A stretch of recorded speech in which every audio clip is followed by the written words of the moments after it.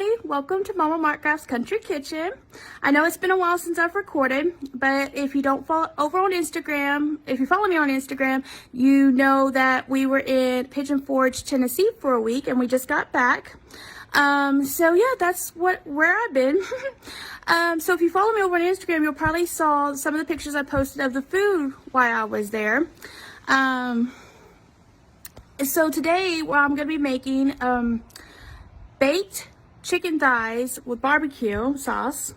And then, so I'm actually making my mom, who's on her way over now, for a late lunch, early dinner, as a thank you for watching our dogs while we were gone.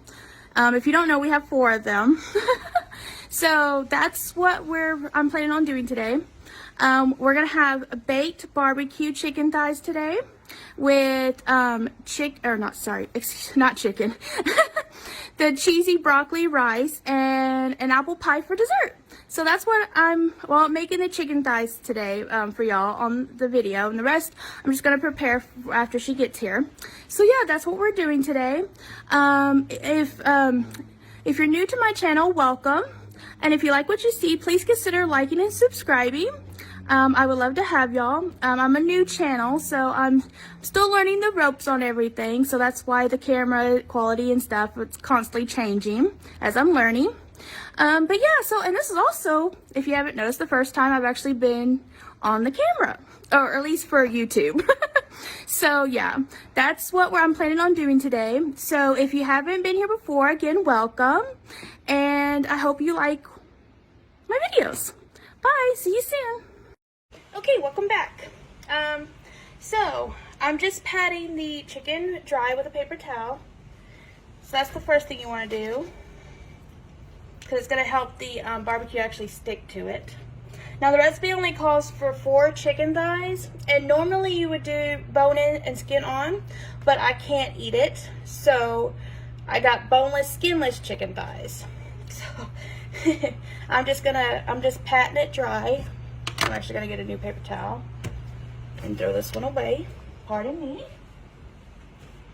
Okay. Now I already washed my hands and everything, so I did that off camera just so everybody knows. And I'll wash them again as soon as I get done doing this part, because you definitely don't want to touch anything with raw chicken on your hands. That's just a big no-no. Okay, now I'm gonna go ahead and do these little pieces because there's no point in me keeping them.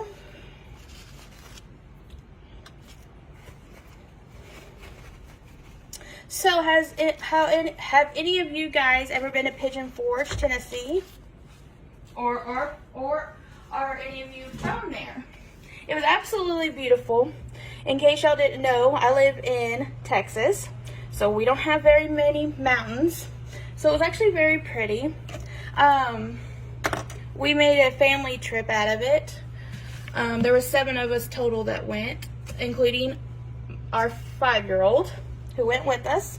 He went on his first roller coaster, rode it with his aunt, and he hasn't stopped talking about it since. And he's comparing all the roads that we go on here in our town, compared it to his first roller coaster ride, which was, he's like, it was so awesome.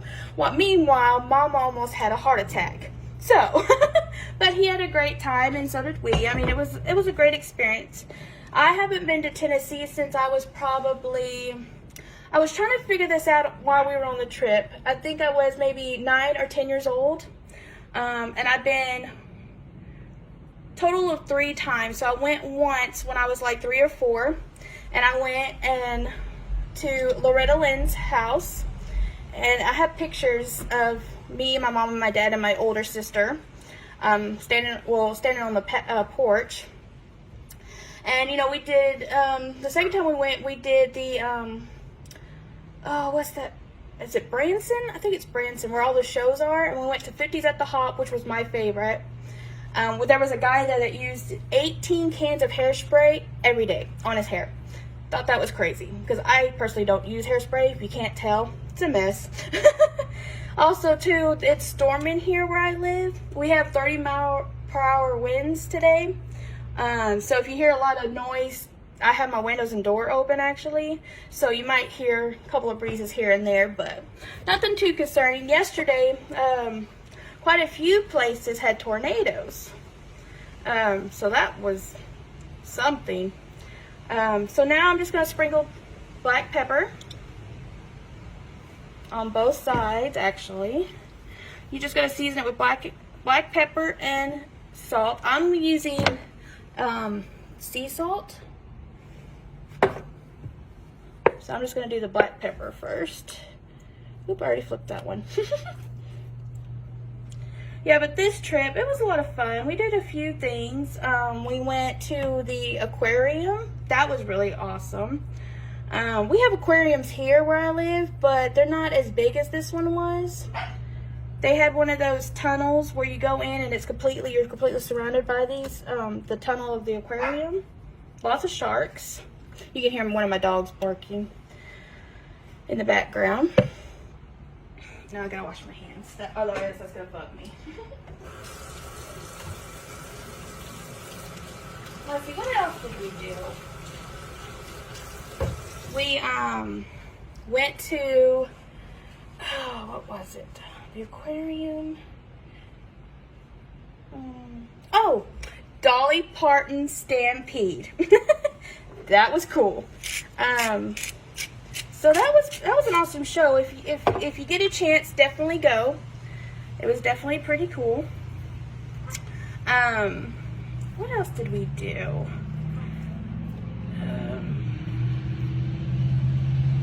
Went to Dollywood. Now that was really fun. That's where my son rode on the roller coaster at. And I actually met a young lady named Hillary. I can't pronounce her last name, never could. She's a, is it the world champion or the, something like that. The fiddle player? Don't hold me, don't quote me that. I'll definitely check on that, definitely to make sure I say that right. But yeah, so I met her at Dollywood. I was pretty excited because I've been following her for at least 5 years, I think it's been. So that was pretty cool. I got pictures of her with me and her, and with her and my son. So that was pretty cool. Yeah, it was a lot of fun, that trip, definitely. I woke up one morning and it was 48 degrees. I know some of y'all are thinking, oh, that's nothing. But for me, in Texas, that was something. I just wish it would have snowed a little bit while we were there, because that would have been even better. But we had a good trip. There was a lot of fun things. I did record a lot while there. So I'm thinking about putting together a Tennessee trip video. If y'all would like to see that, let me know down in the comments. Okay, so I did salt and pepper. Oh, and too, I forgot to say, I preheated the oven, which is already preheated to 425. We pat the chicken dry. That's just going to help the salt and pepper stick, and the barbecue sauce. It's just an extra thing to get that stick, because you don't just want it to run and make a huge mess. I'm over here looking at the recipe that I wrote, so I just want to make sure I tell y'all everything. Okay, so next we're gonna brush the barbecue sauce on both sides of the chicken. I do want to say the recipe, here's the ingredients for it. 4 chicken thighs, bone in, skin on, but I'm using, again, skinless, boneless. 1/2 teaspoon of black pepper.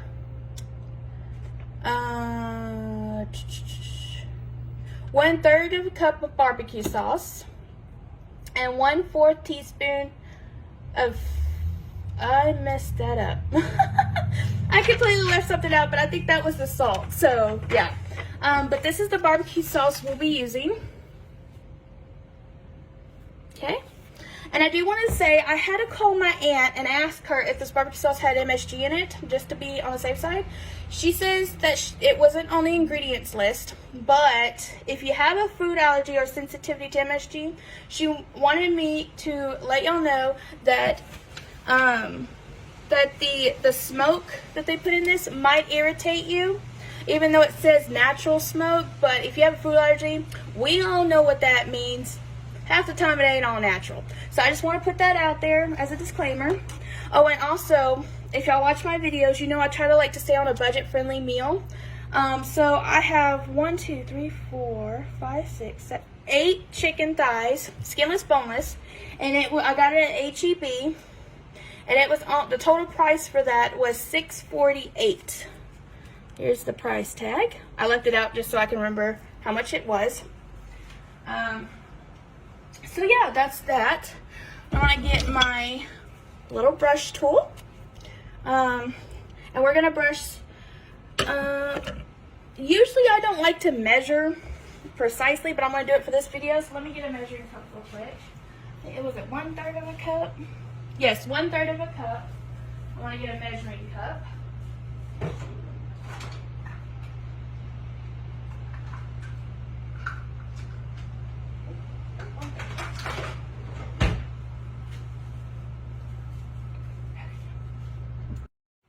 Okay, I got the measuring cup. Pick this up. Did I not open this? I thought it was open. I'm pretty sure it was open. Look. Yeah, okay. I was about to say, I was pretty sure it was open already. Smells so good. Now, normally we would use Jack Daniel's barbecue sauce, but this is what I had on hand. I actually have multiple bottles of this, so this is what we're going to use.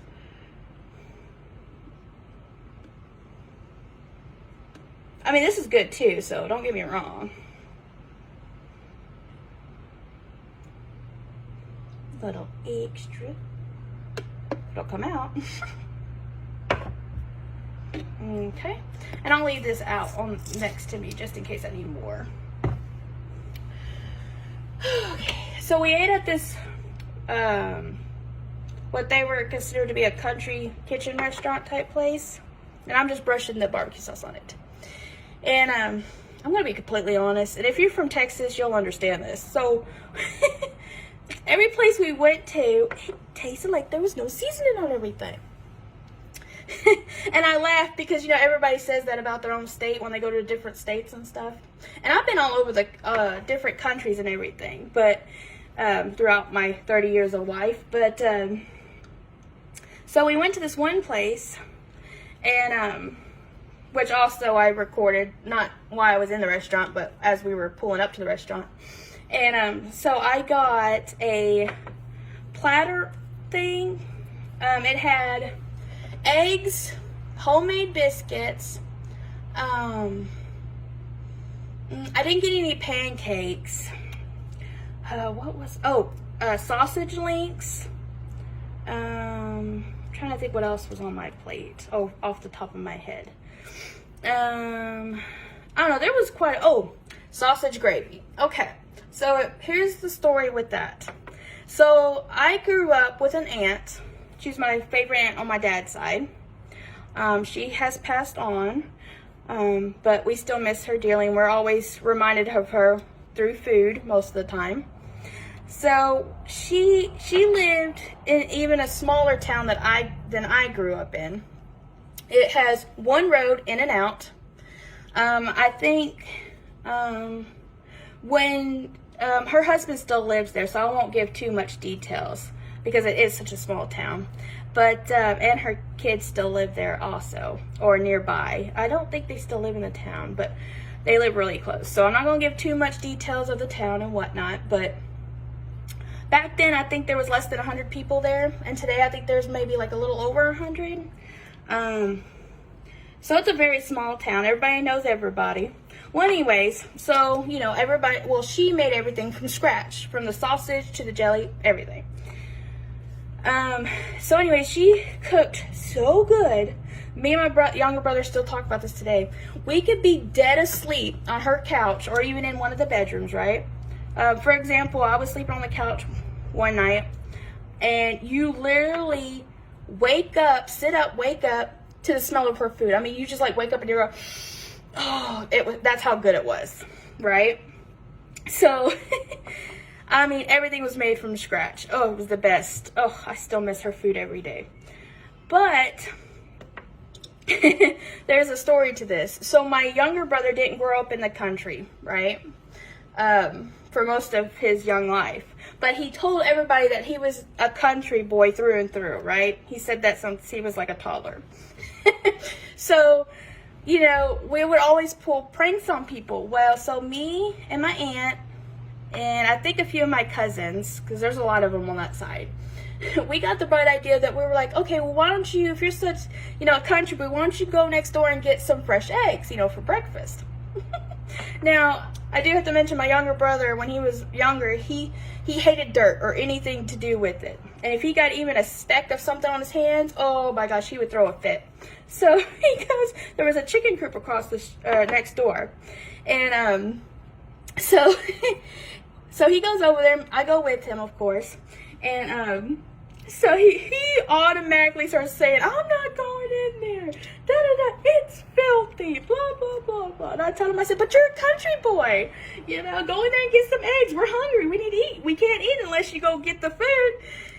He didn't go in there. I had to go in there and get it. But it was just the funniest thing. And so, but it's just the stuff like that, you know. But that's actually where I got the love for food. But I'm going to wash this off my hands because this is going to irritate me. Talking about my brother having dirty hands and freaking out. But yeah, so it's just like little stuff like that here and there, you know.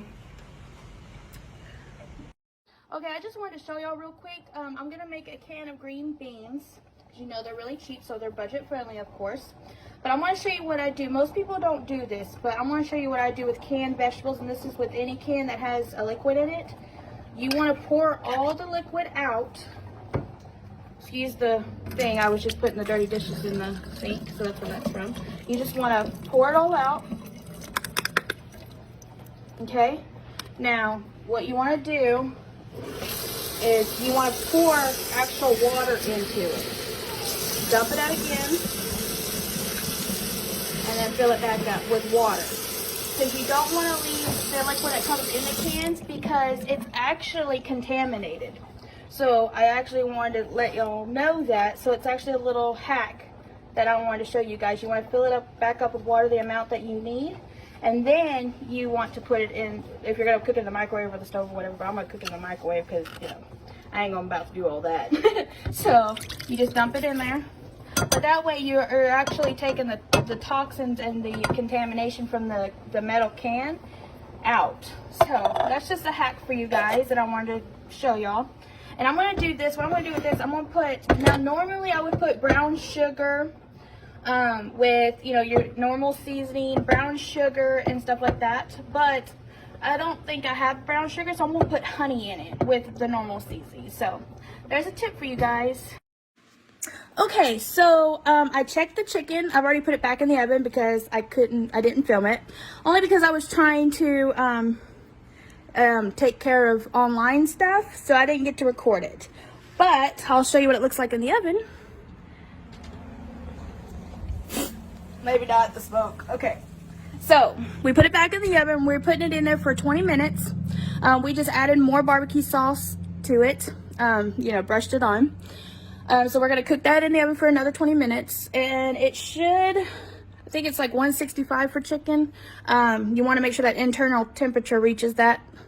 If it goes over, that's okay. It might dry out, but you know. So my mom arrived, but she doesn't want to be on camera. But yeah, she came in and told me, remember how I made that statement about the wind picking up? Our fence blew down. So everything in the backyard was in the ditch and everything outside the fence line. So there's that. So I wasn't joking about the wind picking up. So the next step is whenever the timer gets done, there's 11 minutes on there. So when that gets done, then we'll make sure it's at 165 minimum of internal temperature. And then I already have the cheesy rice broccoli thingy-majigger already done, so it's just waiting. And then I'll do, once the chicken gets done, I'll make the apple pie, so that will be done. And then I did forget to mention one thing I was making was mashed potatoes, so I forgot that. So there's that. So I'll be doing that too. So I'm still working on the chicken though, because I knew the chicken would be the most difficult for me. Being raw chicken. I'm not good with raw chicken. Never have been. Even before the comas and stuff. I made one time I was going to make fried chicken. Oh man. Okay, so my then husband and my bonus son was in playing the video games, right? So I go in there and I serve them all nice. I made the plates all presentable and nice. I cut into my chicken. There was blood still in the middle. Oh my God, I was so devastated. And I even cooked it longer than it was supposed to. So I rushed into my bonus son's room, and I was like, don't eat the chicken. He goes, why? I said, because it's not done in the middle. So yeah, there's a long story with me and chicken. Me and chicken never see eye to eye. Except for if you go to Walmart in the middle aisle where they have like the chickens in the bags, they have one that's pre-cut up, but it's still raw chicken, and I forget who makes it, and it's hard because they don't always keep it in stock. I've learned that, and I get very upset when I go there looking for it. I forget, it's in a green bag, and the front has a clear front on it, but it's green around it, and it's pre-seasoned, and it's already cut up, so all you have to do is make sure you cook it, brown it for the time that it says on the bag. Super easy to make, never go wrong with that one. I do that a lot in like chicken tacos and stuff because I don't really like ground beef in my tacos. So yeah, I'll try to link that down below if I can find it. I'll link it. If not, then I'll definitely find out what its name, and I'll leave it down in the description below along with this recipe. So definitely subscribe and like this video so you can be updated on that. So I'll be right back as soon as this chicken comes out of the oven. I'll show it to you guys. Okay, I just took the chicken out of the oven after 20 minutes, and I'm gonna show y'all that it is at the temperature it should be at. It's actually over the temperature it should be at, so I'm gonna turn it on. Oh wait, hold on.